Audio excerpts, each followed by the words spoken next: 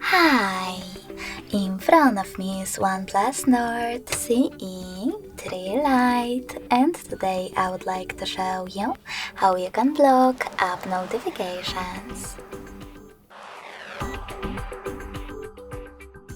First of all, go into Settings and scroll down to access Notifications and Status Bar.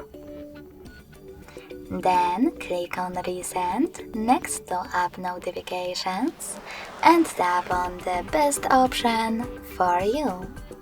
In my case, Frequency. Over here, just tap on this switcher next to one of your apps from which you want to block notifications, like Play Store.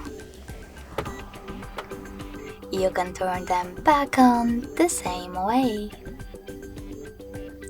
If you want to, you can also just click on one of your apps on the left and manage all notifications from here.